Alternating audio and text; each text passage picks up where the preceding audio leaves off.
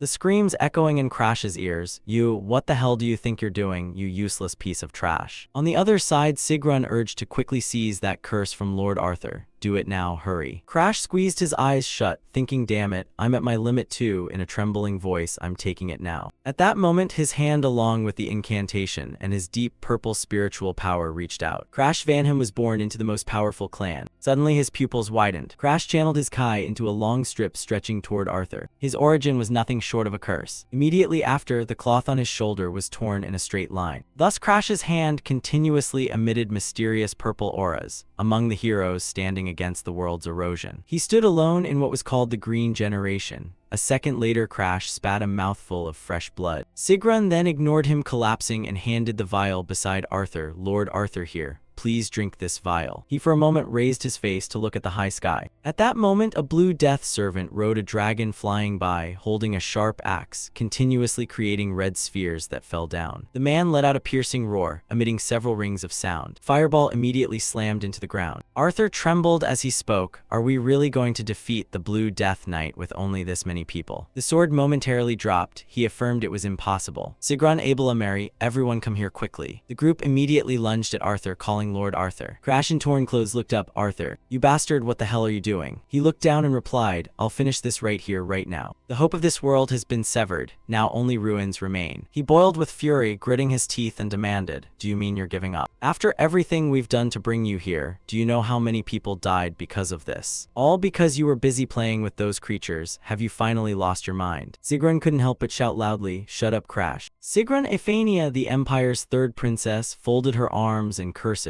"Arthur tried his best. You're just trash who can do nothing but steal. Don't you dare argue with Arthur." He heard that, held his face, and repeated, "Trash, who are you talking about? How dare you speak like that to the one who saved your lives? Listen, you wouldn't even be able to get here if not for my skills. If you forgot, let me remind you, starting with you, Abela." Abela, the Red Witch of the Magic Tower, Blue Generation, she nonchalantly asked with teary eyes, "Lord Arthur, are you okay?" Crash shouted, "You're the one who said magic would be unusable without a voice. Didn't you beg me to take that curse away? Now I'm bearing your curse, yet you attack me when I go to get the painkiller." He recalled her cold face and continued, "Both then and now. Your habit of looking down on others hasn't changed at all. And beside you is Mary Diana, the Empire's strongest spear, Royal Knight of Ephania, Blue Generation. Brainless fool, charging in without thinking, getting cursed all over, then whining for me to take the pain away. And the princess, she calls her benefactor. Did you sacrifice your eyes for her, or you trash? You targeted me back at the academy just because I'm from the Stalent Kingdom." Despite being bullied like that, Crash recalled being beaten and humiliated. "Look, that loser couldn't even resist. Is he an idiot?" His tone sharpening. "I endured everything just to heal your eyes. Why? Because you are the Blue Generation, the ones who can save this country. As for me, the whole kingdom hates me just because I can't fight. I've been cleaning up your messes all this time. What does it all mean in the end? I don't care about the others, but you must be the ones to save the world. Arthur, you have to lead those fools. I watched you stand at the forefront of the Blue Generation, and I resolved to stay by your side until the last moment. So why can you give up so easily?" At this, Arthur only barely moved his lips. "Now I can tell the truth. As I said, this world is finished, so I'll start everything over." You stared wide-eyed and demanded, "Start over? What are you talking about?" He explained calmly, "Yes, this isn't the first time I've witnessed the apocalypse, because..." Crash froze when he heard Arthur's next words. "My skill is regression. Now I will cast the memory recording spell, and we can return to the past with our memories intact." A thought suddenly occurred to him. If everyone could start over with their current experience. Crash reasoned that the chance to prevent the apocalypse in the next world would skyrocket. Arthur hugged himself and laughed loudly. "That's my plan. I will start over with these 3 people. The 4 of you, what about me?" He suddenly smiled mysteriously. Arthur raised a finger to emphasize, "I don't need you." He instantly placed his hand on his chest, his whole body seeming stunned. Arthur pointed to his head in acknowledgement. "Your black hat skill is indeed useful. Indeed, you can steal even the most untouchable curses. But what use is regression with a broken, maddened person like you? Honestly, what can you still be used for? So erase your memories. Wouldn't it be better to make you a completely different person in the new world?" Crash shed a single tear, wondering, "So I was just a one-time tool to you? This bastard treated me as disposable from the start." He sneered, "Don't worry, I'll use you well in the next world and the world after that." You stared wide-eyed, hearing Arthur whisper in your ear, "See you again, Crash." You hurriedly stood up, stepped forward, and shouted, "Wait, hold on." Crash reached out toward them. Deep inside, he always knew this. When the Blue Generation ignored Crash and Arthur only stood watching, he knew the man had never truly considered him a comrade. Crash fell screaming in despair, "Take me with you, you bastard." Arthur in front just laughed wildly like a madman. Crash's consciousness was fatting from the accumulated curses. This life of his would expire before this world could collapse. Crash clenched his palm, calming himself. "No, I won't let it end like this." He told himself, "I will become the strongest, the most important figure, single-handedly slay the dragon, win by my intellect, defeat the 4 heavenly kings.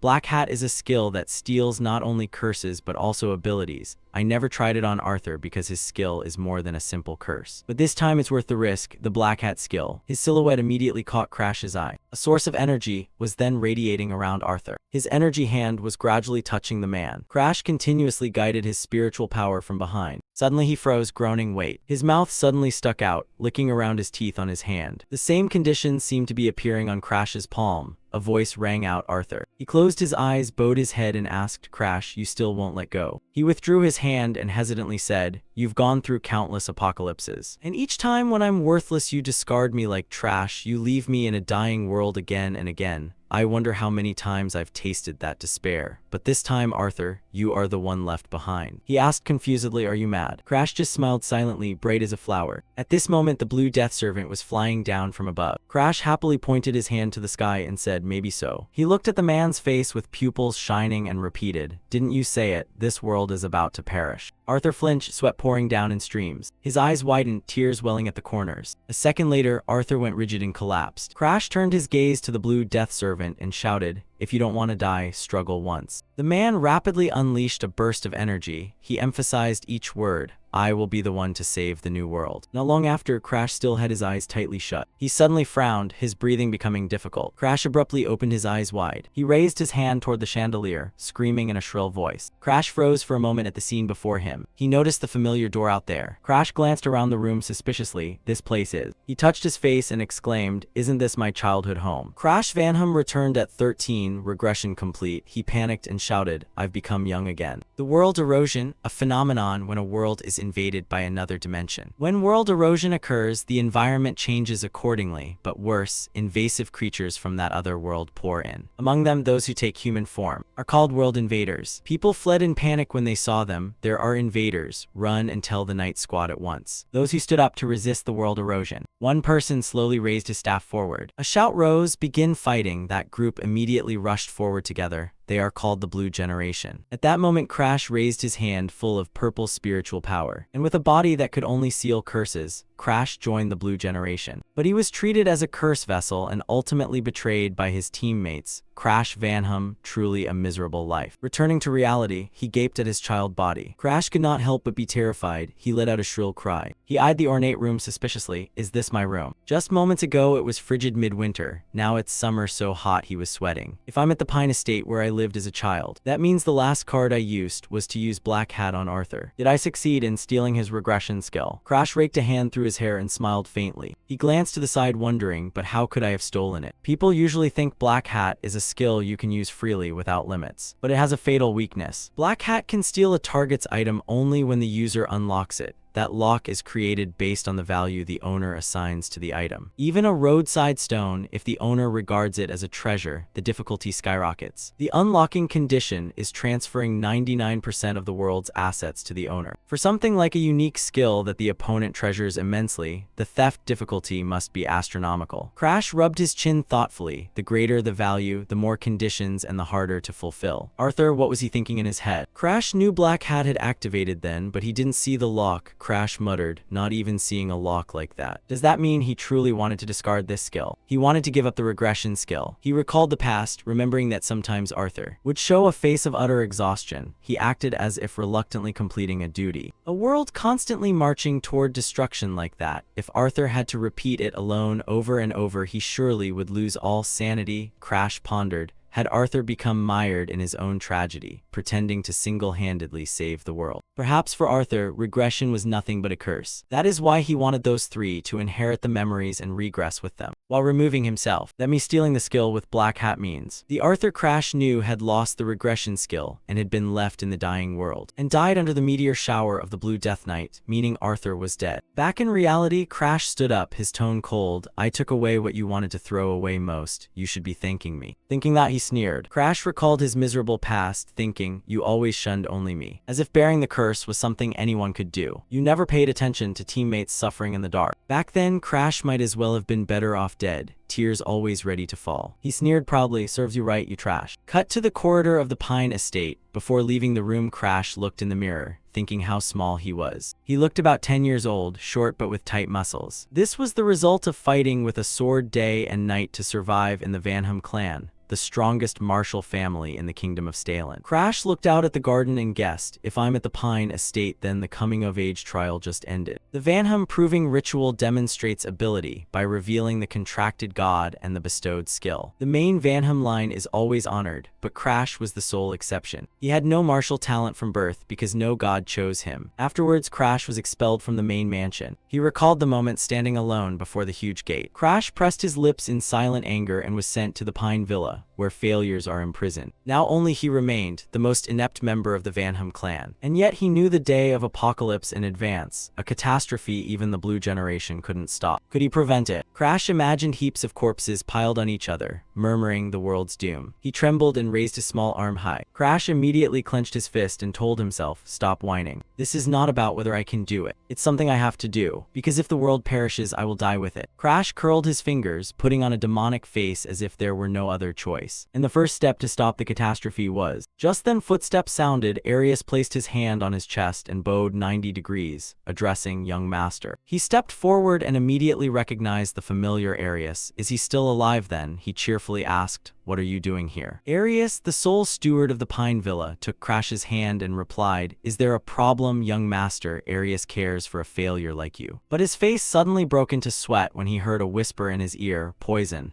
My brother gave you this to kill me." Crash's eyes widened like an empty shell as he demanded, "When will you use it?" That very man was the mastermind who made Crash drink poison at 14 and taught him his first lesson in betrayal. Cut to the training grounds, groups of youths were thrown flying everywhere. And the one who defeated them was a young woman wielding a long weapon. A mysterious spiritual power radiated from her as those men collapsed to the ground. The watching crowd exclaimed in astonishment, "Really only 15? The knights can't even touch her." The title of Holy Sword is not just for show, Charlotte Vanham, Crash's sister, said flatly. "How boring." Everyone whispered and gossiped. "They say she's a once-in-a-millennium genius." Yes, that's right. That's why the family places so much hope on her. Balakan Vanham, Crash's half-brother, heard all this. "A genius born of new blood. People talk like that. Thanks to her, the Vanham clan will never perish." His eyes narrowed, his voice full of killing intent. "I will wipe out that entire bloodline." "But Charlotte is too dangerous. That mother is formidable too." The two in front continued whispering, "What's wrong with Lord Belowkin? Be quiet." Belowkin grinned savagely. "Then only that useless failure remains." Not long after, he placed both hands on the table and spoke with Arius. "I intend to kill him first. And you too, Arius, you must be in a terrible bind. Your career stalled because of Crash, isn't that so? If you give Crash just one drop of this, your daughter's treatment and all your debts will be resolved. Understand? So what are you hesitating for?" Arius bowed his head in protest. "Young Master Crash is someone I raised like my own son. How could I do that to him?" Belowkin folded his arms and exhaled sharply. "Arius, would you choose another's child over your own daughter?" Arius pressed his lips together, his voice trembling no. In an instant, someone coughed up a mouthful of fresh blood in front of their plate. A small hand shot up, letting out a piercing cry. Crash's eyes welled with tears as he watched him fall. He called out to Arius in panic. He clutched his throat, his voice trembling. "I'm so sorry, young Master Crash. Before you regress, Arius intended to assassinate you." Then he gently stroked Crash's cheek. "Young Master Crash is precious to me like my own son." Seconds later, Arius's hand fell with a thud to the ground. He groaned, "What have I done?" Arius could not bear the guilt and ate the poisoned soup himself before dying. Back in reality, his eyes bulged as he heard, "The poison your brother gave you to kill me." He emphasized each word. "When do you plan to use it?" Arius started and shouted, "What poison?" Crash frowned and exposed him. "Are you pretending to be stupid?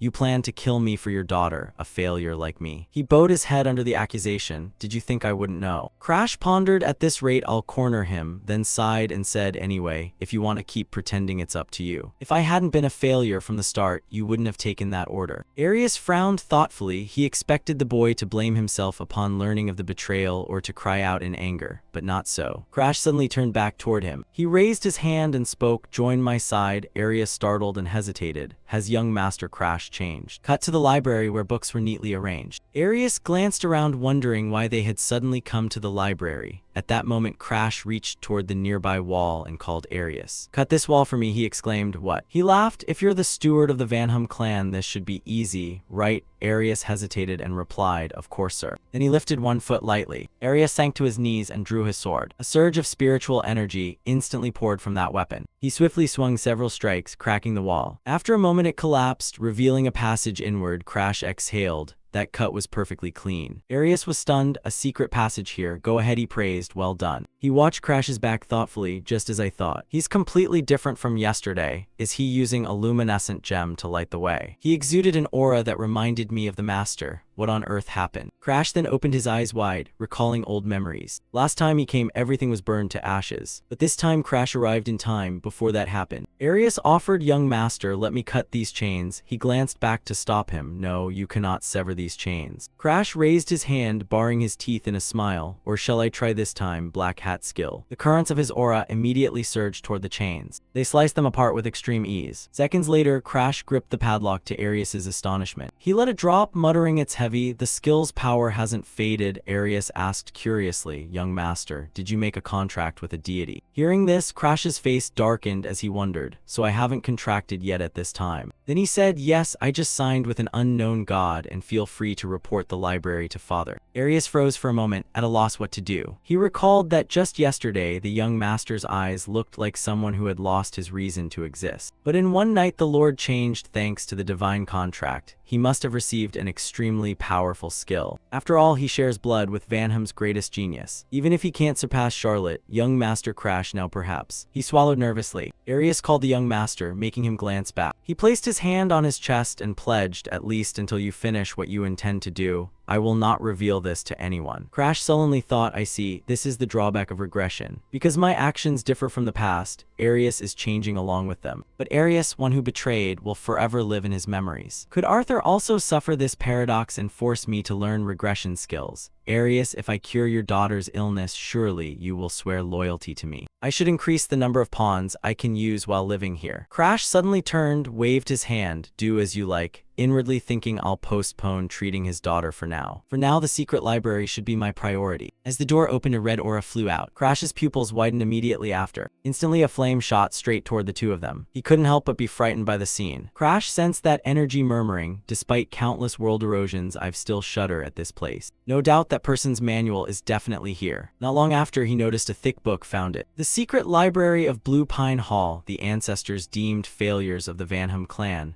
They recorded all their techniques and memories. Not mere skills, but the achievements of humanity, and this is where manuals reaching the highest realms are kept. Initially, anyone could enter, but because of one person, it became a secret library. That person was Maurice Vanhum. He was the worst failure in Vanhum history, but also the one swallowed by the world's erosion, who then became the strongest. At this, Crash forced a smile and slowly raised his arm. He placed his hand on the book, thinking silently, "Sorry I'm late, ancestors. Now it belongs to me. The manual left by that terrible failure is a secret about to be revealed." He was the worst failure in the Vanhum clan's history, but at the same time, the strongest to ever appear here when he was at the height of his power. The image of Maurice fighting alone appeared. The world's mightiest warriors challenged him. He wielded the power in his hands, and in the blink of an eye wiped them all out. Though many strong opponents stood against him, none could stop him. On Maurice was an extreme blood toxin, the poison seeping into his veins. Crash held the book. He had fused the world's erosion into his body and possessed the insane manual to control that power. He recalled the incomplete past. Half the book had been burned before, so he didn't understand why Maurice ended up like that. Then he grinned with delight.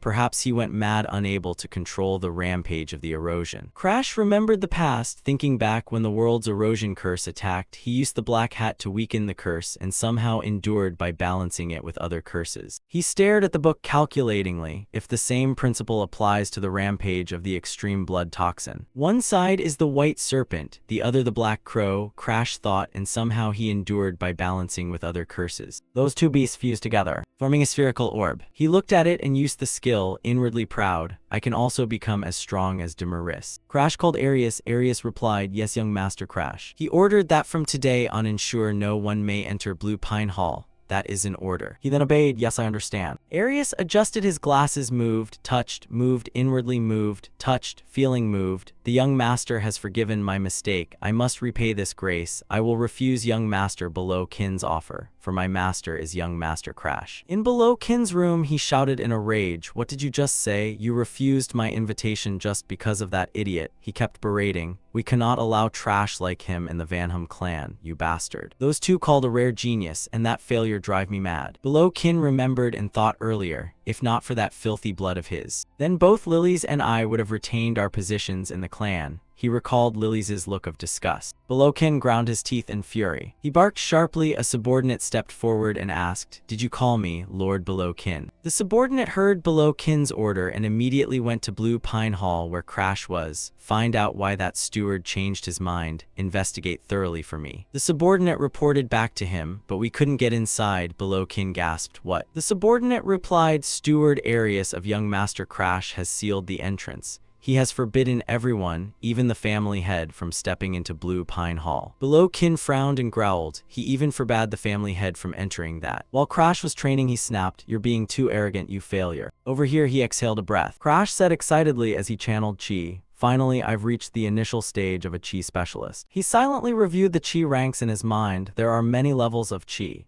Chi Emperor, Chi Master, Chi Specialist, Primary Chi. The initial stage is Primary Chi, the state of newly learning to use Chi. Crash thought of the second stage as Chi Specialist, the level most people reach and the boundary separating ordinary from genius. He reflected that he'd only reached the realm of the mediocre, while Charlotte, 2 years his senior, was already a Chi Master, her talent remarkable. But Crash recalled her collapse. Even Charlotte, an abnormal monster, was powerless. Charlotte's weary, despondent face appeared before the devastation. He pondered, "I'm still just an amateur." Crash sadly wondered if he could save the world at this pace. But adult Crash spoke up, "You won't know unless you try." His mature self said complaining is useless. "Originally, we couldn't use Chi before revering time because of the curse, but now it's different." The scene of her standing radiant under the sun, though I can't compare to Charlotte. Looking at the book on the table, Crash thought, "I can still grow if I grasp the manual left by that failure." Crash is an adult, and Crash as a child were both determined. Power surged through him. "I can become stronger. This will do for now." Arius approached with a towel and gently called, "Young Master, congratulations on reaching the initial stage of the Chi Specialist realm." Crash took the towel and replied, "It's nothing." As he wiped himself, he asked, "More importantly, why were you waiting in a place like this?" Arius respectfully answered, "Your fiancée, Miss Bianca Hardenhearts, has come to Blue Pine Hall." Crash was surprised to hear that name. He immediately thought of the later Bianca, the White Fiend Bianca. He remembered her battlefield bearing. Though a leader, she became a pawn for the world conquerors who wanted to destroy the world. She also defeated one of the 10 heavenly generals to claim the title White Fiend. Crash looked down from the window, even though she is currently the youngest daughter of the Hardenhearts clan. The little girl stood beneath the gate awaiting a political marriage. He thought of the union, even though she is merely the youngest daughter of the Hardenhearts clan. The Vanham clan would have the chance to rid themselves of a useless failure, and the Hardenhearts clan would become lords of the north and ally with the strongest martial clan. Crash mocked himself. "Both of us are being used by our families. Bianca waits below." Crash said, "Actually, I have matters to discuss with Bianca. I didn't expect she'd come here herself." He thought of her past. Bianca Hardenhearts, because her mother was affected by the world's erosion curse before she was born. She had no emotions from the moment she was born. The image of an emotionless newborn appeared. The corruption had deeply embedded in her soul, unable to be broken by exorcism. And with a tainted body, she could not form a pact with the divine. He pondered, she was also regarded as a cursed child, born by trading her mother's life. The scene of her loneliness appearing caused Bianca to be treated coldly by the Hardenhearts family. Crash wondered, thinking back, does Bianca hate me? He calculated inwardly, as long as it doesn't interfere with stealing Bianca's curse, it's fine.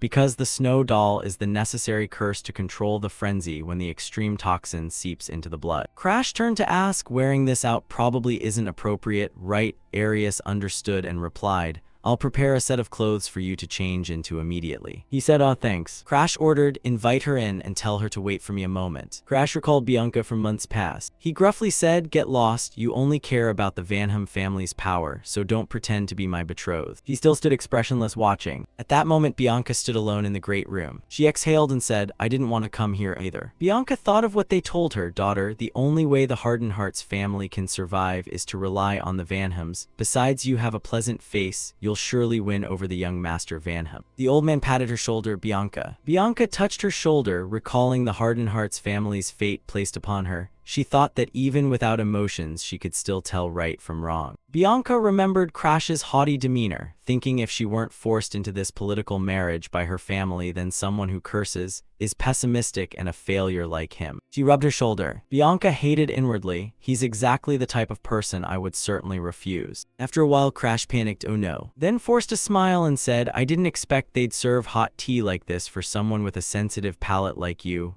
I'll remind the servants later, just leave it here for now. Bianca remained expressionless, watching. He looked out to the garden and suggested, it's a beautiful day, let's take a walk in the garden. There must be many flowers that don't grow in the north, she exclaimed in agreement. Crash said, Arius, bring some macadamia cookies to the garden. Arius obeyed, yes. As they walked he made small talk. Bianca, it must have been hard for you to get here, she replied coldly. Because we are engaged, such meetings are rather necessary. Crash asked, is that so? He smiled and said, yet I feel like you're speaking to a superior rather than a fiancé. Bianca observed Crash's expression and compared it to the person she met before. She discovered, last time we met his gaze was as cold as a blade, but today it's completely different. Furthermore, the fact that I like macadamia cookies I never told him. Out in the garden he looked around enjoying it, so peaceful. She addressed him, sir. Action followed thought. Bianca asked directly, are you really Crash? After asking she fell silent. Crash was also silent for a moment. Then he ruffled his hair. Emitting a bit of killing intent, he said, have I changed that much? Bianca recognized the killing intent. She then nodded and expressed, sorry sir Crash, I was too much. Crash muttered, damn, that's not what I meant. You try to recall memories, but your memories of that time are so faded you can't remember how you treated Bianca before. But the only thing you remember clearly is. You look at Bianca, this very expression of Bianca. Remembering the moment she was about to leave before, she wore the exact same look when she collapsed in front of the Ice North Sea mansion. Crash reluctantly pushed it aside. For now just stall. You joked that you can't blame her for doubting, Bianca. I recently signed a contract with a god. She innocently believed it, so her personality changed because of that. Bianca congratulated. Congratulations, sir, young Master Crash. Crash spoke up, then I have a proposal for you. Bianca asked, a proposal. Bianca guessed, young Master Crash, someone willing to sign a contract with a deity has a proposal for me. She wondered, could it be to break the engagement? Crash hurriedly done at it. Why would you think that? You explained, I mean if you don't want to marry someone like me, if you want to cancel the engagement then please. Bianca pondered. He lowered himself again. Even bearing Vinham blood, why is young Master Crash so insecure? She exhaled. Bianca firmly said, I will be your fiancé, young Master Crash, that will not change. Crash blushed and wondered inwardly, how long has it been since I heard such sincere words? You regained composure and said, I see, well then let's get to the main matter. With the power freshly awakened, Crash held out his hand and proposed, do you want to hand over the curse that even expert breakers can't solve to me? She was surprised and doubtful. Did he mean handing over that unbreakable curse? Without hesitation, Bianca confirmed, you mean you want to take that curse? Crash immediately replied, yes, I need to use it. If you hand it over I'll grant you any wish. Even destruction is fine, Bianca analyzed.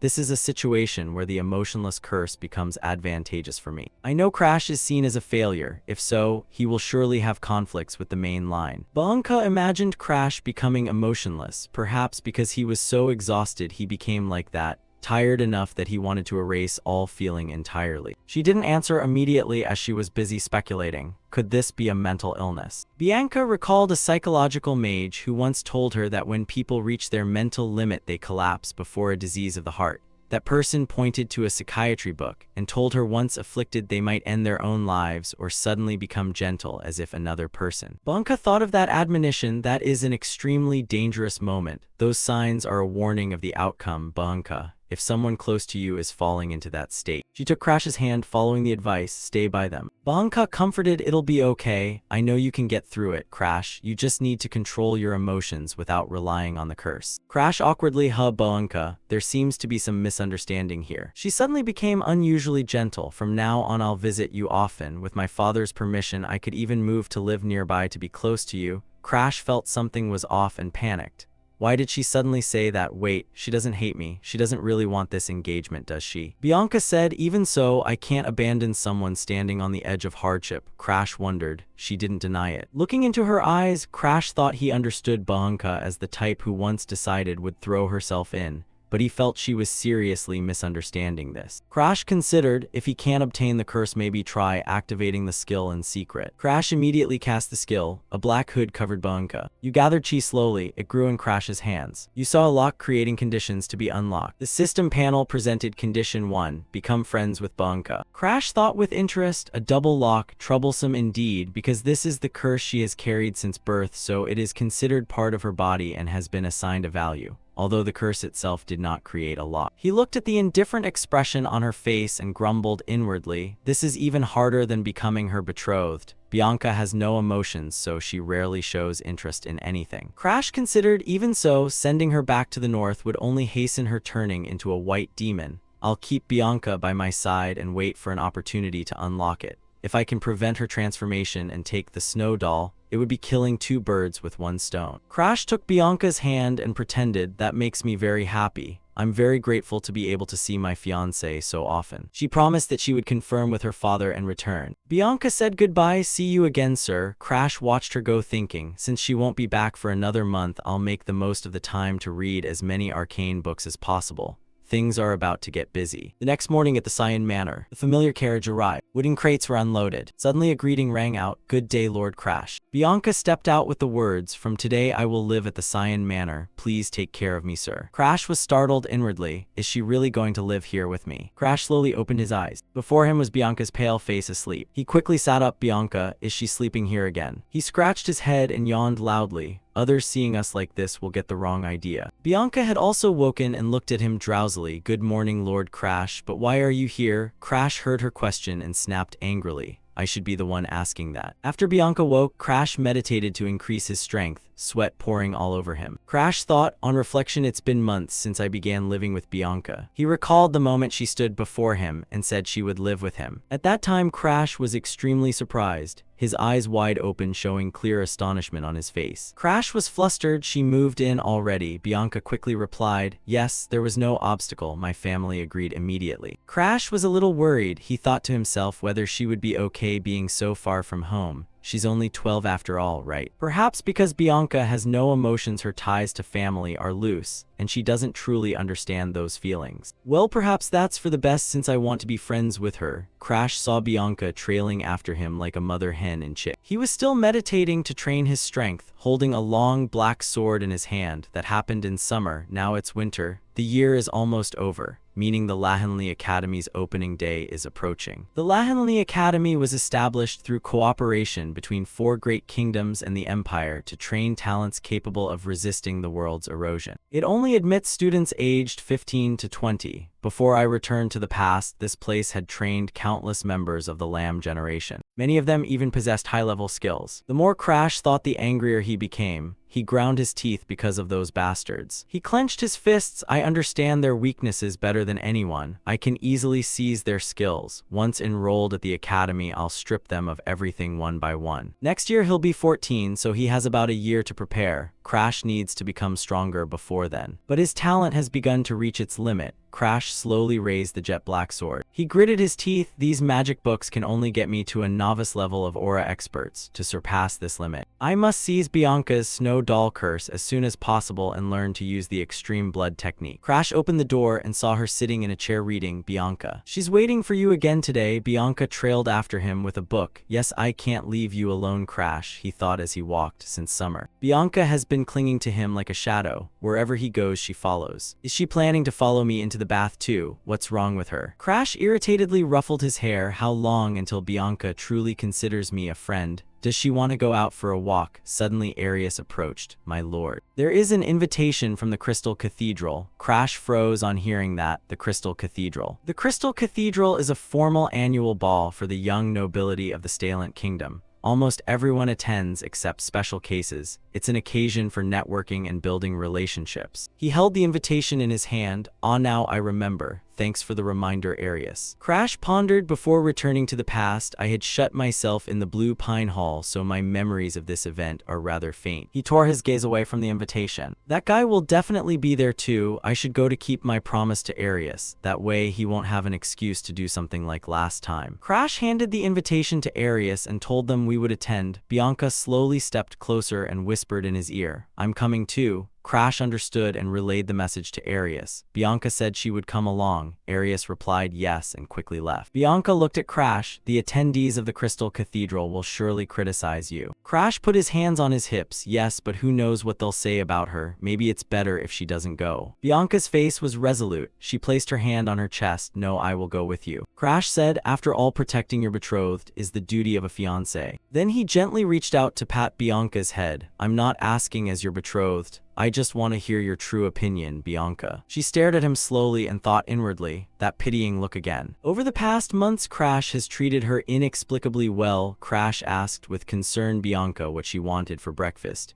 And sometimes he held her hand. Let's go pick the next book in the library. When they were in the garden, Crash covered her with a blanket while she slept. Don't worry, I won't go anywhere. Sleep some more. Bianca blinked awake sleepily. It's so warm. No one in the Hardenhearts family has ever been gentle to me like this. At that time, Bianca sat obediently under the tree watching Crash practice swordplay. Crash was so kind she nearly forgot their terrible first meeting, so she no longer hated Crash. Bianca maintained a determined expression. I will go with you, not as your fiancé, but as myself. That's my sincere feeling. Seeing her like that surprised Crash a little. His cheeks flushed. Crash was pleased, the corner of his mouth twitching. I understand. They rode in a carriage through a warm, peaceful sunset. The sun shining gently, the air very pleasant. Crash looked out the window. So this is the Dragonstar Pavilion. It's indeed the most famous venue in the region. They even rented the place. How wealthy are they? The reason the nobility in this world are revered is because they fight in place of commoners against the world's erosion. Yet those idiots don't even train. They only party all night, and they're called the future of Stalin. Crash and Bianca stepped into the cathedral together. He glanced around, wondering how many decent people remained in that glittering cathedral. A proclamation rang out announcing the presence of Lord Crash Vanham and Miss Bianca Hardenhearts. When the two appeared, murmurs broke out. Is that Crash, the failure son of the Vanham house, and that girl cursed from the powerful northern clan? What a perfect pair. Rumor has it they are betrothed. Stop starring. If you don't want to catch the curse, don't touch her. Crash glanced at the crowd and thought inwardly, surrounded by these fake nobles. Balak laughed. Vanham, it seems an interesting character has arrived. Crash looked toward the voice and realized there are still genuine nobles here. Those destined to join the Lamb generation. Balak Hogma, Ho Th I letter 1 EBFU Niern. Alatin Kasagilefin Emilia. Annex Greiser, Hunter of the Forest. These three later became known as the Starin Trio. To avoid further trouble, he quickly looked away. Those three are watching me. Probably because of Charlotte, he recalled what she said. Listen, Crash, that day I wore a dress like this, and people kept flocking to talk to me, but none could beat me in a duel. The Crystal Cathedral, I think it should be called the Trash Cathedral instead. Charlotte looked at Crash, curled up fearfully under the blanket, bored. I swear I'll never set foot there again. Back then, Charlotte bragged like that. Crash was at a loss. The atmosphere here shows it. She must have caused a scene. Suddenly, Bianca tugged his sleeve. Lord Crash, don't mind what others say. Crash was taken aback. I'm just remembering Charlotte. He wondered how she could be insulted yet not hold it against anyone and even worry about him. Crash patted Bianca's head. I don't mind at all. Crash turned his head and scanned the crowd. When will he show up? Don't tell me he won't come. Another announcement sounded. Lord Durling Dafferlian has arrived. Crash mused, mention, and he comes. The most bizarre of the nobles, Durling smiled and winked. Greetings everyone, Chief Alchemist Durling Dafferlian. An exclamatory voice rang out. Oh my, your body is covered in curses. What happened to make you so bad off? Two small hands reached up. The blonde boy tapped Crash's face. With a corrosive curse, combine this and that, and it might work, seems feasible. He asked excitedly, hey, are you interested in being my experimental subject? I'll heal you. Before Crash could speak, the boy continued. Can't answer anymore. His face full of delight. Then I'll start without permission. Crash's eyes suddenly widened. Durling's small face approached, startling him. Stop, he snapped angrily. Are you crazy? Stay away from me. He is the lord of the alchemy castle, Durling Dafferlian. It was the first time I met the man later dubbed the world's greatest alchemist. Now Durling cheerfully ran into the party, greeting everyone. People buzzed. Lord Durling looks splendid today. Is that the weirdo? He came late on purpose to attract attention, right? Seeing this, Crash sighed helplessly. Of course, the attention seeker would appear where youths gather. Then he turned and called to Bianca, wait for me here. She obediently agreed yes. Afterwards, Crash approached Durling, making him curious. Who is he? I feel like I've met him somewhere before. Crash stepped forward to introduce himself. Crash Vanham. Hearing that Durling vaguely remembered Vanham, he really does resemble Charlotte. His eyes lit up. You're Charlotte's younger brother, aren't you? Do you have something to tell me, or is my appearance just attracting you? Crash said in a low voice recently. It seems you've been digging up information about the world's erosion. This made Durling stiffen. Crash's expression turned sly, saying this, I wonder if it makes you more interested in me. Durling sneered, you really are a provoking brat. Since you've piqued my curiosity, brace yourself. Then the two approached a door. Please do not enter. Durling went inside and asked, so Crash, how old are you now? His hand grabbed for two swords. Crash replied 13, but does age matter? Durling mocked, 13, you look young, but your aura is completely different. Crash silently sighed in his head, well inside I'm an adult who's graduated from the academy. Outwardly he answered, I don't have much time. If possible, I'd like to go straight to the main issue. Durling agreed cheerfully, go ahead and speak. He tossed a sword to Crash, hey catch this. Suddenly Crash's eyes widened in astonishment. He quickly parried the sword Durling swung at him. Crash asked puzzled, what the hell are you doing, Durling? Durling laughed with delight, first time meeting Charlotte's brother, so I just wanted to test your skills first. Crash thought irritably, what a nuisance. Durling attacked forward, by the way, didn't you say you had something to discuss? I'm listening, so speak. While parrying, he replied that thing,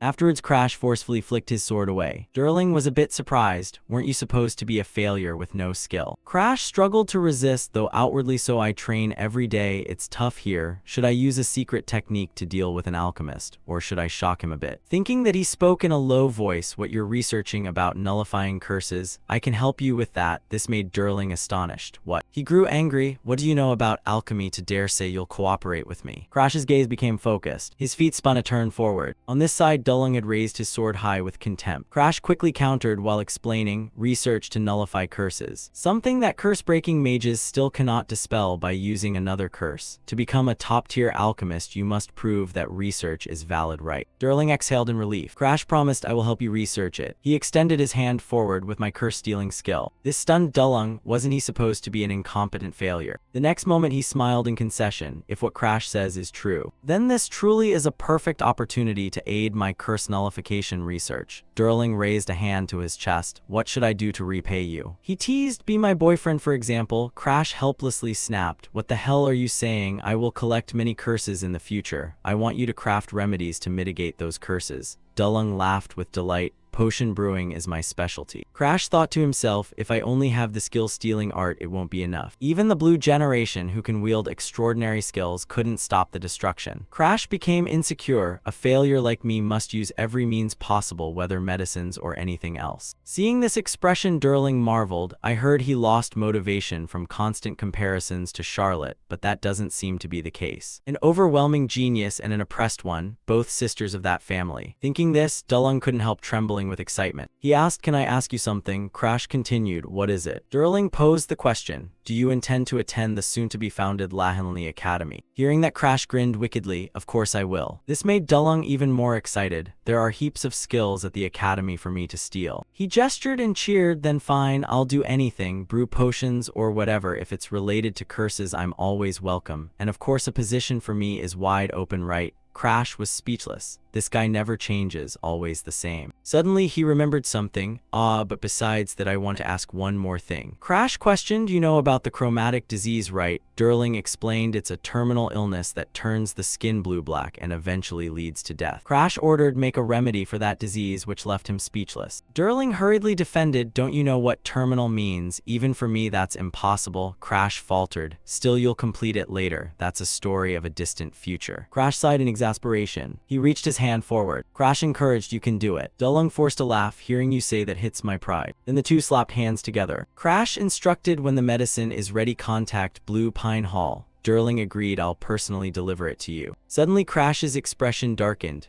There's something I've wondered for a long time. He asked directly, you like my sister, right? Durling joyfully shouted, I love Charlotte very much. Seeing that, Crash was puzzled. Then why earlier did you say the seat next to you is still empty and mention some boyfriend? Durling feigned innocence, what are you talking about? Crash, you're young, so maybe you don't understand. I like boys too. I can love both men and women. This remark made Crash shudder. He ran far away, but not me. Durling stretched out his arms, calling after, hey, wait, future lover. Crash returned to the main hall, still whispering, so he's that kind of person. At that moment, a crowd ahead was noisily watching something. Crash's face unconsciously darkened. A crossover man was gripping Bianca's hand. Her arm was held so hard it was reddened. Bianca quietly called, Lord Crash. Immediately he appeared and struck in one blow. The man was knocked flying far away. The man writhed in pain, getting up as Crash stood before him. His voice icy, he demanded, dare to force my fiancé? What do you think you're doing? The beaten man, cupping his face, face asked fearfully, forced. Crash frowned angrily. You're deliberately touching a 12-year-old child here. Blue veins bulging on his forehead, he stepped forward. Do you have such a perverse taste, you trash? He fearfully explained. It's not like that. He trembled as he spoke the truth. I was only following the second princess's orders. Crash was extremely shocked. Orders from the second princess. He looked down and spoke a name, Cluda Stukrun. Upon hearing the name, he replied, yes, the second princess ordered Lady Bahunka to be brought to her, but Lady Bahunka refused. Although I didn't want to drag her like that, it was a royal command. I had no choice. Crash glanced at Bahunka, rubbing her wrist. Bahunka is the youngest daughter of the Huddenhuts clan, a northern princess. But because of that curse, her reputation among the nobility is very poor. Crash couldn't help but wonder why such a revered princess would summon her like that. He put his hand to his chin and thought, something's not right. Crash thought to himself, perhaps there is some other connection in this matter. An image of Anix suddenly flashed into his mind. Crash clenched his fist in anger. Unux, he thought to himself, she once stalked my sister obsessively. Crash recalled after Unux was defeated at the Holy Shrine. Despite hating Charlotte, he couldn't abandon his admiration. In the end, he became twisted. Crash pieced together the events. When he couldn't beat Charlotte with his power, he began to target her brother, Charlotte's younger sibling. Crash understood everything and let out a breath. His whole body radiated killing intent as he demanded, and now you drag Bahunka into this. He then relented. Fine, I'll go. The man listened in astonishment. Crash continued, but instead of meeting the second princess, I'll meet Anix. He asked in surprise, Lord Anix, why? Crash dragged Bahunka along and replied coldly, even if you serve the princess, I don't know who ordered you. Could they be involved? Honestly, you've even picked up your master's bad habits. He took Bianca's hand. Let's go, Bianca. She replied gently, yes, Lord Crash. The two walked hand in hand down the palace corridor. Crash looked at her with some curiosity. By the way, Bahunka, why did you refuse to go meet her? He thought to himself, I can guess the culprit because I've been through this before. But he was extremely surprised that Bianca refused the princess's invitation.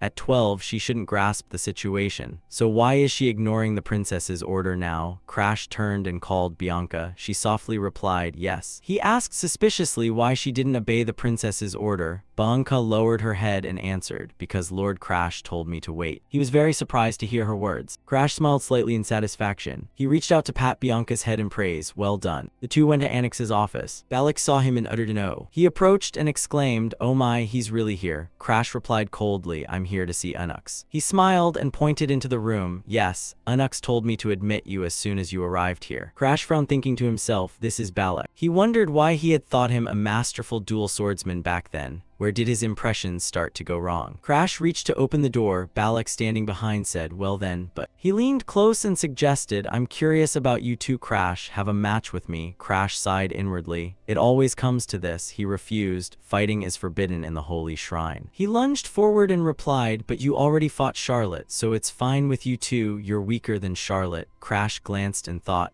oh, now that I think about it, I heard he lasted longer against Charlotte than even Anix. Crash observed him and assessed silently, though both are masters. Unux is slightly more skilled, but his combat sense is so unpredictable opponents can't anticipate his next strike. Crash frowned slightly. Before meeting Anix, I want to avoid fighting this guy. When he looked into Balak's eyes, he thought to himself, it seems it won't be easy to back down. Crash clenched his fist and replied, fine. After receiving his agreement, he immediately launched an attack toward him. A moment later, Crash countered with a strike. He easily rolled to evade the attack. Crash took a small step back. Immediately after, he leapt straight onto Balak. His gaze was icy as he struck toward him. Crash then punched hard into his stomach, a single blow. After the punch was delivered, he clutched his belly in pain. The match ended and Crash exhaled sharply. Balak held his stomach and complained, Crash, you are ruthless. Crash rubbed his neck and replied, you were the one who challenged me first. He put out his hand and said, yeah, but wait, let me fetch a weapon first. Crash asked in surprise, a weapon? Crash said coldly, more importantly, can you even stand? Balak smiled, but blood was trickling from his nose. A moment later, he fainted. Crash was somewhat surprised to see him collapse. Bianca asked curiously, Crash, what exactly did you do to him? Crash replied coldly, I used the Vanhum family's secret manual. He recalled the technique, the striking art. Long ago, a failure of the Vanhum clan invented this move. It's a secret skill that delivers maximal damage over the shortest distance. Crash thought before returning to the past, this was the only move that saved me when Blue Pine Hall was burning. thanks to the striking art, I survived countless life-or-death situations. Back in the present, Crash looked at his hand and continued, I used the strongest strike, so he surely won't get up for a while. He looked at Balak unconscious on the floor and said, let's go inside. Bunka replied, yes, Lord Crash. The two pushed the door open. In front of them stood Anix and a woman. When she saw Balak lying on the ground, she ran to him. Anix spoke mockingly, it's amusing that you actually defeated Balak. Crash sighed and replied, after all, you used the second princess just to lure me here. He pointed back coldly, weren't you standing there waiting for that reason? Now I'm here. Anix laughed and rubbed her chin. How did you realize? Strange, you differ from what I heard. Perhaps the rumors are false. Crash's voice was icy. You're the one spreading the rumor that I'm a failure. He rubbed her shoulder and added, however, if you lose to me today. She smiled, then the rumor will change a bit from now on. Crash activated a technique and growled, because I will steal your skill. He crossed his arms and said sarcastically, if the rumor says I failed, then that's true. But if today I defeat you, maybe those rumors will change a bit. Anix bowed silently without saying a word. Crash quietly observed him. Anix Greiser. He recalled images from the future. You are an old friend of mine. He thought to himself that having been together so long, he knew him very well. He wondered, fleeing without a plan. For example, the real reason you were friends with me was only because I was useful to you. Crash told himself, and that usefulness filled him with a bitter wave, the worst reason for your betrayal. At that moment on the cliff, he gripped the edge of the rock. He looked down and cursed softly, damn it, is everyone defeated? He called up, Anix, are you there? Help me. Anix stood above and called Crash. He asked coldly, if they discover falling into the trap was my fault, I'll surely lose my place in the Lamb generation, right? He continued. But if I survive alone, then no one will know about this. Crash shouted angrily, do you think it's that easy? The internal strife is fierce enough. You'll definitely be expelled over this. He then broke into a crafty smile, and Anix laughed, it's fine, I'll pin all the blame on you. He was extremely pleased, because everyone hates you, they'll believe me, and thus the truth of this matter will be buried. He smiled, thanks Crash for being my friend until the end. Crash opened his eyes wide in astonishment. A friend? He demanded angrily, don't joke with me. Have you ever once considered me a friend? He looked at Anix with angry eyes. You only stayed with me from the start because you were pursuing Charlotte, and today you've been dazed all day just because Charlotte is about to marry. That's why we're in this situation, right? Anix replied darkly, that is exactly why I hate you. His face filled with contempt. You have no talent, but your instincts are sharp and you always try to harm me. That part of you is your fault. He turned and walked away. Since Charlotte is about to marry, this relationship ends here. Anix stroked his chin. Ah, but perhaps this is for the best. He laughed with pleasure. Surely Charlotte wouldn't want to hold a funeral at the same time as her wedding. Crash heard this and angrily cursed, you trash. He could no longer hold on and fell, his strength gone. He mocked himself, could I really end like this? At that moment, Arthur grabbed his hand and asked, are you okay? Crash thought, Arthur saved me, then on the grounds we were on the same team. Although that was the beginning of a new tragedy. He glanced at Anix and thought to himself, after Anix was expelled from the Lamb generation because of Arthur's testimony, I was furious when he tried to marry the princess out of desperation. But what about now? Anux laughed teasingly. Crash, your face and way of speaking are very much like Charlotte. He heard that and ground his teeth in anger. This guy hasn't changed at all. Crash clenched his fist, his voice full of anger. Don't call her name so casually. You say I'm like her. He executed a technique. He lunged to attack. That's right, like her. I'm the kind of person who never backs down from a fight. Anux remained calm as he watched him. He rushed forward to punch, but the blow was stopped by a tree branch. Crash grabbed hold of the branch. Crash spun his body in midair. Immediately after he kicked off the branch, suddenly another branch reached out and wrapped tightly around his leg. It pulled him up into the air, then quickly brought him back to Bunka's side. Crash landed on the ground. He thought to himself, this is indeed troublesome. Anix looked at him derisively. Is that all then? You'd better use a weapon. Greiser family manual, earth-shattering wood technique. A special manual that uses aura to strengthen plants and control them at will. By using healing skills to propagate plants, one can offset the limitations of this technique. Crash reached out to summon his weapon. You want me to use a weapon? He stood up and pointed his staff at Anix. Then I'll use your own wood against you. A vein twitched on his forehead. Really? He controlled a tree to lunge at Crash. Then try blocking this with that branch. Crash nimbly dodged Anix's attacks. Seeing that he was extremely surprised, he dodged it. Crash's eyes were full of murderous intent as he looked at him. He smiled and said, to you I'm nothing but a natural enemy. He thought, for I had seen through your power to the point of disgust before regression. He charged and called his name Anix. Crash growled, "Are you thinking of Charlotte again?" Anux clicked his tongue. He replied coldly, "It's because I'm silently listening." He raised his hand to summon a tree monster. Its force pushed him back. He growled threateningly, "Crash, you should watch your words. Earth-shattering wood technique." The fifth move, Anux raised his hand to perform the skill, Earthwrath Wood Colossus. He smiled slyly, "From now on be careful." Suddenly Murray burst in from the doorway and shouted, "Lord Anix, you must not do that." Crash's gaze turned cold. If that strike hit Crash directly, then the Colossus would deliver an attack whose consequences would be irreversible. Crash closed his eyes. Among the books in the secret library of Blue Pine Hall, there was the thinnest manual. Its author was an ancestor who swung a sword continuously until 80 years old. He had no talent, just someone who repeated ordinary training strikes every day. The manual was written in his very short final years, recording only his practice strikes. However, because of the curse, I had been forced into similar situations countless times, so he thought he had understood the ancestor's family manual. In his heart, he silently recited, "The sword is me, I become the sword." He raised his staff into the air. Immediately after, he slashed down at the Colossus. He told himself, "As long as I regard this as a sword, it's an extremely simple truth." The Colossus was cleaved in two by Crash's single slash. Ma watched the scene in amazement. Anix could not hide his horror either. Through the smoke, Crash spoke. He threw his staff to the ground. "Never be arrogant again." He growled, "Understood." Crash felt annoyed with himself. Damn it. He had already disrupted the plan's strategy. I intended to conserve just enough strength to easily steal the skill,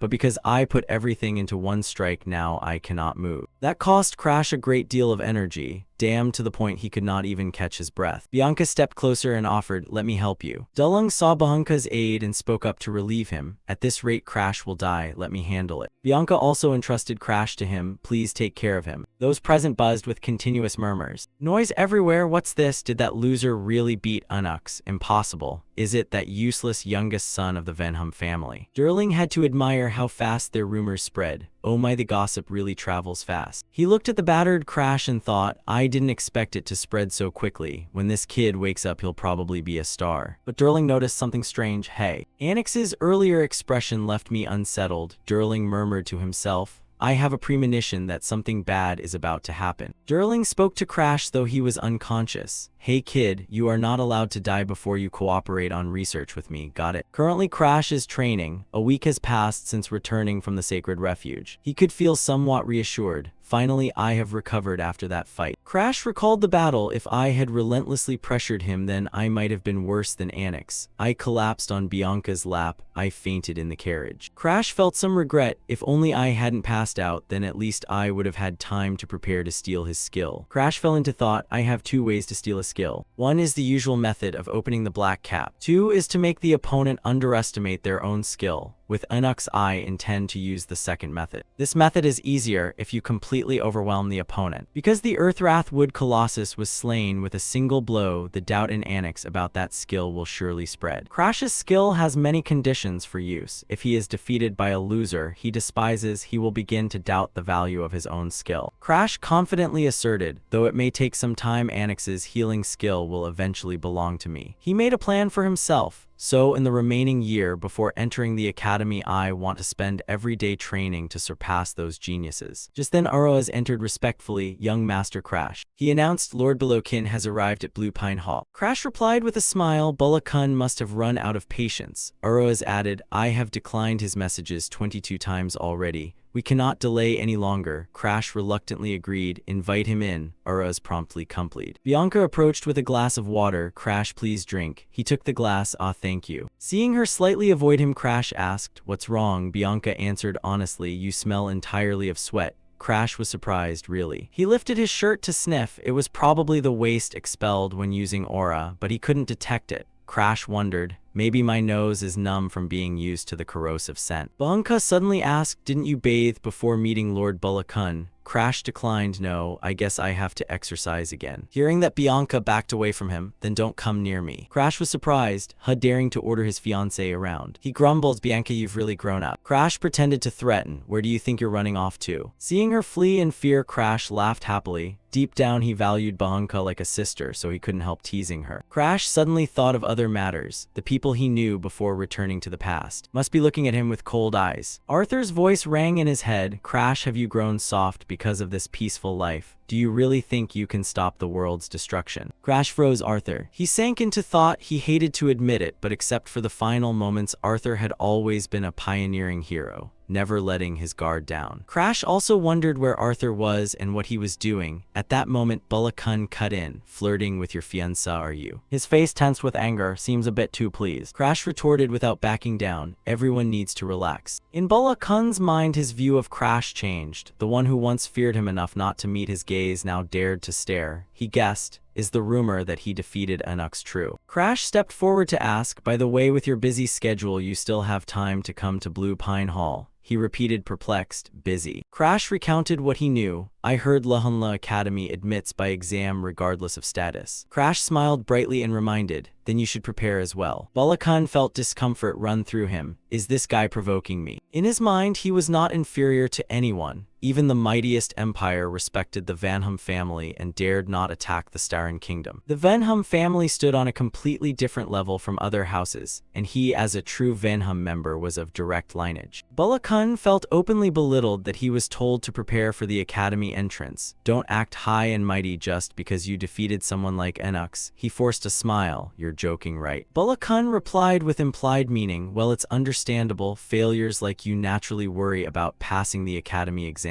Yet you don't care, that must be it. That attitude only made Bulakun angrier. He composed himself. Actually, I'm here today to announce an order. Crash was surprised. An order. Below Kin continued, we will stop the world's erosion at Gurui La's mountain. Crash couldn't believe it and protested. What? Family missions don't require those under 15 to participate. Below Kin verbally reassured, but his eyes were unfriendly. Don't worry, I'll go along as your guardian. My brother, who is said to have defeated Anix, surely won't be afraid of such a small matter. He was merely testing strength and restraining himself. Crash didn't hesitate to agree. If it's going, I'll go. Crash felt unshaken inside. He even thought casually that he was more accustomed to the world's erosion than to this peaceful life. Whether this was below Kin's trap or not, he already had a plan to deal with it. Bianca stepped closer and asked, Crash, where are you going? Crash summarized, I'll be away for a while to handle the erosion matter. Don't follow me. Bianca bluntly exposed, you want to go with Crash? I am not allowed to go with him. A 13-year-old having to stop the world's erosion sounded absurd. Bulakun was angry at Bianca's rebuttal. That cursed princess. Crash defended her. She is my fiancée. Surely a gallant brother like you don't take the words of a 12-year-old seriously. Seeing Below Kin clutch his stomach in anger and walk away. Crash rubbed Bianca's head and praised, well done, Bianca. Bianca shyly replied, I didn't do anything. Crash still insisted Bianca was, it's just that she didn't realize it. Bianca seriously advised Crash, please don't collapse again. Crash turned his back triumphantly and left. Yes, I'm going. The world's changes are more or less related to world erosion. World erosion is a phenomenon when our world is encroached upon by another world. Sometimes erosion creatures will appear, or the environment will undergo abnormal transformations. If the erosion progresses beyond that area, it will completely become another world. Bulakun and Crash were present there, so a swamp formed on Gurui-La's mountain. Bulakun asked to gather information. It's ranked a 3-star erosion. Did the purification team say anything? The person beside him answered, they said they would begin work as soon as the master is eliminated. Hearing that, Crash assessed the mission, 3-star level. This is a level a mid-tier professional night squad can handle easily. Crash also had to acknowledge Below Kin. Moreover, Below Kin may look that way, but he is a high-level professional. He can certainly defeat the master of this erosion zone. Bulakun stepped up to him. Crash, you're quick to reply yes. In an overbearing tone, as if bestowing a blessing, I'm bringing you here to let you, a low-rank aspiring expert, accumulate experience. Crash played along with Bulakun. Okay, brother. But inwardly he looked down. Experience? Who do you think you're talking to? You also have your own purpose for coming. The only reason I follow you who want to impose on me is for one thing. Crash had wanted to do this for a long time, to test a temporary method for my frenzy. Everyone in the team was panting tiredly. Damn. At this rate, we will never finish them off. Crash kindly reminded, hey look, this monster has no head but is full of teeth. If it bites, the wound will swell, so remember to cover your whole body with aura. They immediately complied. Yes, sir. One admirer in the group asked, Lord Crash, have you ever experienced world erosion? Crash waved his hand to deny. I'm only 13. If I had the chance to approach an erosion zone, wouldn't that be too strange? The person nodded. Indeed. Bulakun felt uncomfortable seeing Crash so calm, but why is a loser like him so composed in an erosion zone on his first visit? Below Kin recalled his past. The first time I came here I was 15, and the result was my pride was utterly crushed. Below Kin envied Crash as he was surrounded by people. How could he casually give advice to the knights like that, completely different from my first time? Crash looked up provocatively. Balakan ground his teeth in jealousy at him. Then he turned and left. Balakan inferred many things. This is only a hypothesis. He felt fear if Crash grows like Charlotte and surpasses me. Balakan panicked at that future. Would I become the failure of Venham? Crash stepped up to him. Brother, he kindly reminded, we are almost at the master's dwelling. Balakan steadied himself. He dismissed your ability. You're lucky. This time seems easier than my first. There don't appear to be any other erosion creatures here besides the master. Crash replied seriously, that is all the more reason to be on high alert. He emphasized the level of danger, meaning this third-tier master is capable of maintaining the erosion zone alone. Below Kin shouted to the others, don't be shaken, it's just the words of a child. He loudly reassured them, this place is only a 3-star level, handle it quickly and go home. Everyone complied, yes sir. Crash sighed at the situation, and they'll realize it themselves. He ignored them and focused on his own task. I should concentrate on what I need to do. Crash keenly realized he could sense it now. The world's erosion energy he assessed within himself was even clearer than before he reversed time,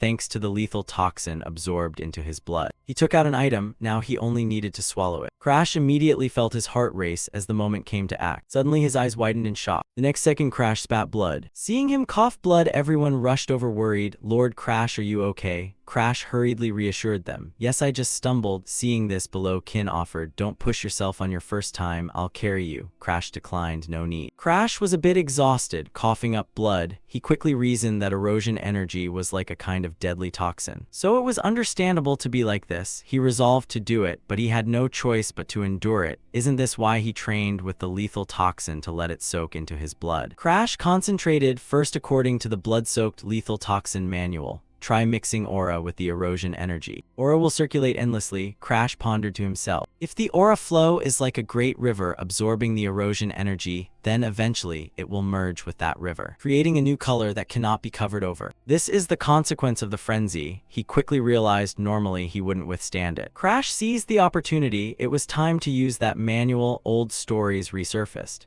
After Demaris Vanham disappeared, Blue Pine Hall was closed and seemed destined to be forgotten. Vague images appeared, but one day a blind ancestor discovered the secret archive. Sadly, because he was blind, he couldn't read the manual. Thus, he was forced to lock the archive forever so no one would repeat his tragedy. That person wrote some parting lines and decided to leave behind a manual, and ultimately created something timeless. Something in Crash's body changed, a supernormal sense that could perceive all vibrations through aura, the sixth sense. Crash could sense very well. Currently, he could only extend his perception range by about a finger joint, but that was enough to detect his position. He smiled confidently. The place he stood was not covered by the frenzy. Crash panted wearily. The frenzy was thinning. I overcame it by following the sixth sense manual. Crash quickly realized, of course, this was only a temporary solution. If he absorbed erosion energy, the frenzy could strike at any time. He calculated the future clearly, then he would still need Bianca's snow doll curse. Crash thrilled non-stop. Even if this was just a makeshift measure, it couldn't be done that he had gained control thanks to it.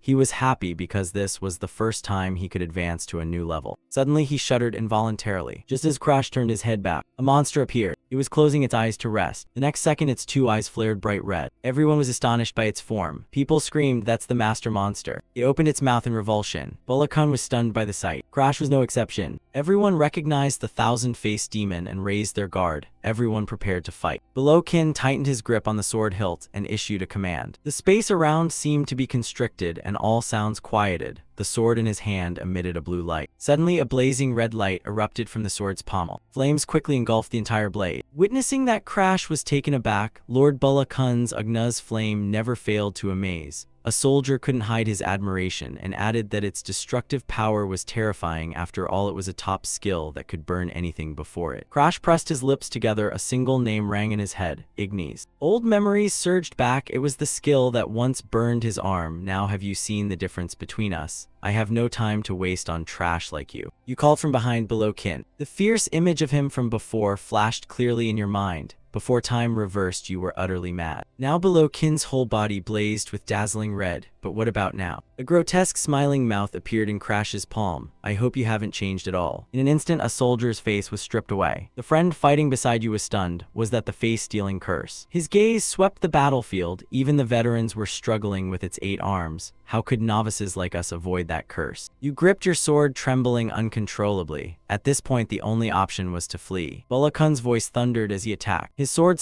tore through the air straight at the thousand-faced demon. At that moment, the thousand-faced demon screamed as if to rend the space. Its whole body burst into fierce flames. He raised his sword high and shouted, "Don't give up, I will make an opening." The knights looked up at the scene frozen, then shouted in unison, "Indeed, Lord Bulakan, even the guards couldn't hold back. We will follow you, Bulakan." Bulakan turned to look back. Crash, are you witnessing this? But he didn't see the figure he was looking for. He wasn't here. Could he be dead? Hiding behind a rock, Crash thought in shock. Is he targeting the thousand-faced demon instead of me? His eyes stared intently at the thousand-faced demon. It writhed in agony. Bulakan suddenly halted, a tear of blood. The overlapping faces on the demon's body leaked dark red streaks of blood. He looked straight into its eyes and realized something was wrong. Bulakan's eyes widened, thinking if this continued it would be very dangerous. Without hesitation, Bulakan sprang up high to quickly create distance. His teeth clenched as he looked down. What is this terrifying pressure? Bulakan gripped his sword tightly, forcing himself to concentrate.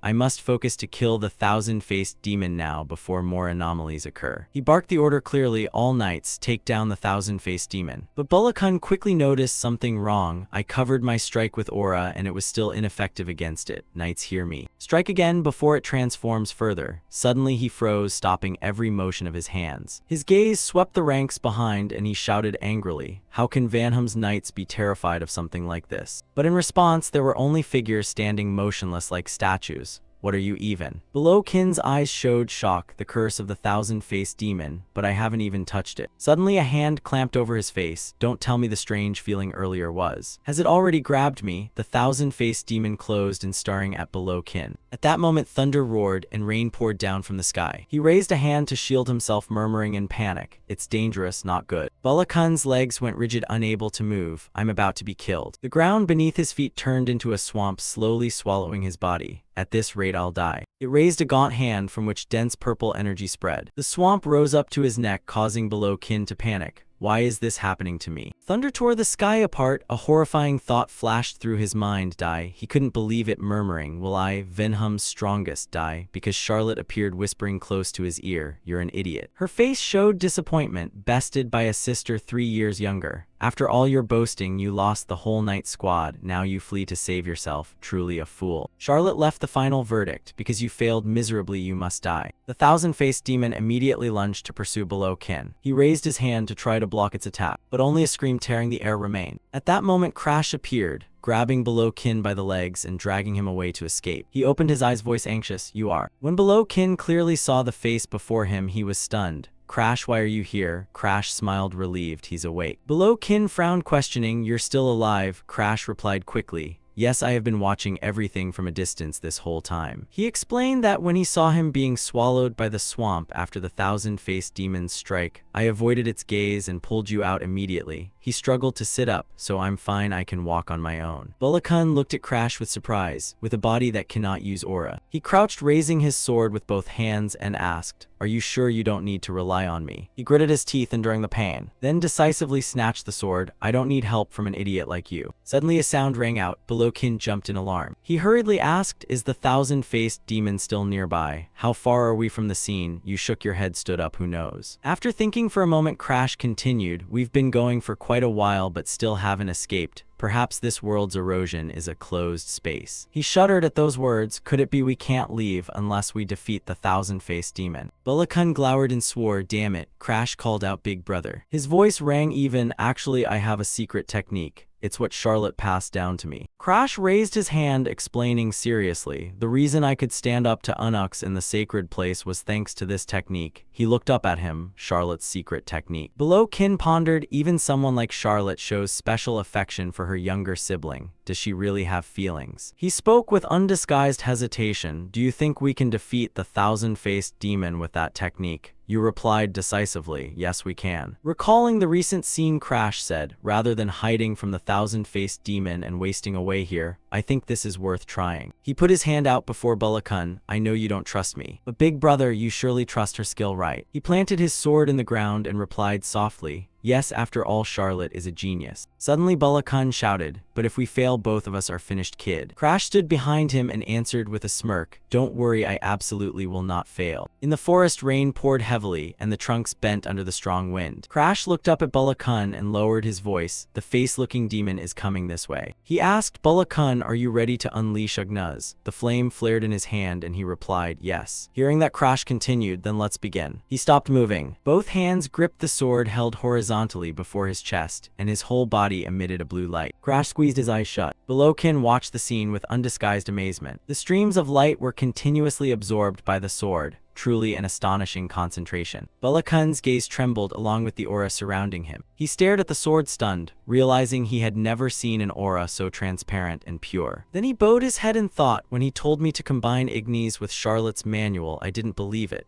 But now I see with my own eyes the aura I could never master no matter how many years I trained. How can he use it so easily? Crash's voice rang out, breaking the silence. Bulakun, use Ignis. Bulakun produced the flame in his hand and answered, ready. Flame slowly flowed into his sword. In an instant, Crash's whole body flared with blazing red fire. He looked at the flaming sword as if he discovered something. Crash called out, Bulakun asked, puzzled, is something wrong? He shook his head slightly, don't mind me. It seems I'll be in time. I don't need your support anymore. Bulakun dropped to one knee and exclaimed, what? His eyes widened. Crash's flame was even fiercer than his own. The sword in Crash's hand burned brighter, and Bulakun thought that sword might truly be able to kill the thousand-faced demon. Now he pondered, in an instant I'd lost all my men. I was lucky to survive that battle and fled in humiliation while all the knights fell. Bulakun suddenly had a thought, if Crash really could defeat the thousand-faced demon, then watching Crash charge up and fight it alone, why am I outdone by a failure? With a single strike, he cleaved the thousand-faced demon in two. Bulakun stood motionless, his face frozen. The thousand-faced demon burned in a sea of fire. The sky cleared and the rain stopped. Crash called out, big brother. He turned to him confidently, I handled it. Bulakun clenched his jaw in anger. Is it really that easy? He raised his sword in his hand. His face contorted with bitterness, then go die. The blade lunged, but Crash casually blocked it. Bulakun was stunned, unable to believe what he had just seen. His sword hand trembled. Why can't I use Ugnuz? He smiled as if he had achieved his goal. Thanks, Bulakun. Crash's face revealed something terrifying. Because you haven't changed at all. Crash recalled earlier memories. Bulakun's unlocking conditions were simple. First, voluntarily give part of your Ugnuz to the opponent. Second, believe the opponent can master Ugnuz better than yourself. Upon seeing Bulakun's fearful expression, and finally the collapse of his pride, Crash swung his sword at him. At the moment I swung the sword, Ignis became mine. The thousand-faced demon, charred and smoldering, appeared in the billowing smoke. He planted the tip of his sword into a chunk of flesh on the ground and called Bulakun, then raised it before him and continued, I once wanted to be on good terms with you and everyone. Crash recounted childhood moments, but you always said, don't meddle in things that aren't yours. The image of him grimacing and scolding, you couldn't do anything, but I want to thank you. Your persistent hostility blocked every opportunity for me. Crash shoved the still warm piece of flesh into Bulakun's mouth. Even so, I thought if only this once you'd accept me as a real brother. He showed no emotion. I still held a faint hope that because we're brothers they'd acknowledge me this time,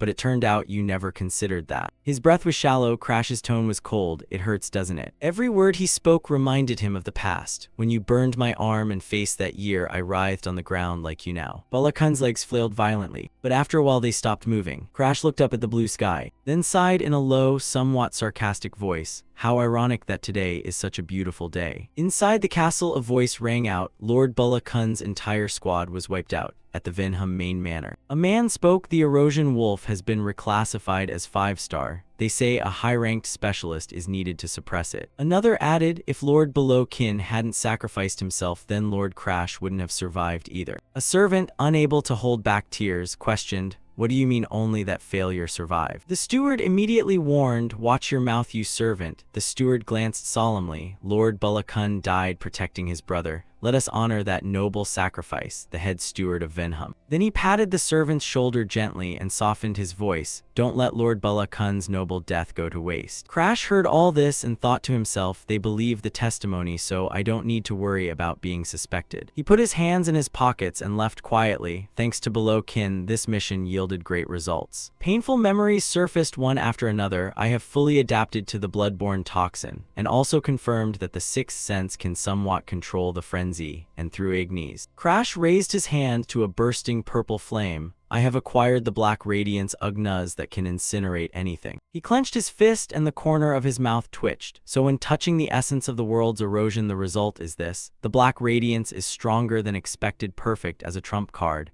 Its color seems vicious, but others can't see it, so it's fine. Now the only remaining issue at the main manor is. Crash stopped before a room and knocked. Additionally, the family issue to resolve is that I must undergo an investigation into the abnormal phenomena in the eroded lands. A voice from inside called, "Come in." He was still lost in thought that the cause remains unclear. Crash kept thinking, while the truth was that it was the work of world invaders. Its true body sleeps in an eternal dream and can only observe reality through its underlings. An immortal. He opened the door and entered. Their activity meant he could encounter that immortal's underlings at any time. Hearing a sound, Saphira spoke up. Lord Crash has arrived. She spoke evenly. We have been waiting for you. Saphira, fourth rank investigator of the Erosion Survey Bureau. His gaze paused at the base of Saphira's neck. In that moment, Crash was slightly shaken by the black star on her. He reached up and ruffled his hair, laughing. I didn't expect we'd meet again so soon. She blurted, confused. Huh. Crash suddenly went serious and spoke clearly. Hey, immortal, I want to negotiate with you. He pointed his finger straight at Saphira. I will remove your immortality. For a moment, the corner of her mouth curled up. Tell me, are you a regressa? Saphira's eyes flared red with malice. I was searching for another destination, but fate seems to have sent me to the wrong place. Where a body is locked in the garden of immortality, though the body is intact, there is no sign of consciousness. Before rewinding time under Arthur's orders, I tried to steal his immortality, but that effort failed miserably. Arthur hugged his arm. Now with this, the immortal only has enough to maintain regeneration and has no strength left to control his minions. Ma's eyes were a bit sad, so the reason he ordered so many hunchmen was because his true body was cursed and immobile. Pitiful, isn't it? Sigrun disagreed. Pitiful? You forget he is the one who upgraded the eroded regions and unleashed hell on us. She stepped forward and pointed at Ma. Don't pretend to be noble anymore. Lord Sigrun, I did not mean that. Ubda clasped her hands together. Anyway, the problem with the immortal is over, and there will be no more meaningless battles. Her eyes held a small other shadow, but unfortunately, attention turned to another person. You still couldn't steal the immortality, huh? Crash said shyly. That's right. His gaze avoided it. Even with rebirth, that remains impossible. That chain is not easy to deal with because the conditions to unlock it, I cannot possibly meet. Back in the present, Saphira's cold voice reached him. Tell me, are you a regressa? She was like the embodiment of a demon. I was searching for another destination after all. Crash looked at Saphira seriously. A regressa? What makes you think I'm a regressa? She gave a cold smile. The moment a child dares propose a deal with someone like me, you've already revealed yourself. Only a regressor would dare do that. The claws on her hand sharpened. You're trapped in your endless loop, yet you still claim you'll kill me, someone above time. Don't make me laugh with such blatant lies. Of course he wouldn't let himself appear weak. This is not a lie. He directly reached out to confront her because of my skill. The mouth in Crash's palm shot forward at the summons and wrapped around Saphira. It can even steal your immortality, Black Hat. Saphira's clenched hand trembled for him. I have upgraded each eroded region for centuries, just to find someone capable of killing me. And now you have the ability to steal the immortal curse and finally stand before me. She then spoke. What are your conditions? Crash was frank. Help me become stronger. My skill only activates when I am stronger than you. Saphira kept her cunning smile. Then I'll take you as my disciple if that helps me escape this immortality. Then I'm willing to sell my soul to you. Her eyes lit up on hearing the answer. Fine. Immediately, Saphira revealed her true identity and displayed her power. I Crimson Garden August will make you the strongest. A strong wind forced Crash to shield himself with both hands. Just the aura of hers, even as a projection, was overwhelming.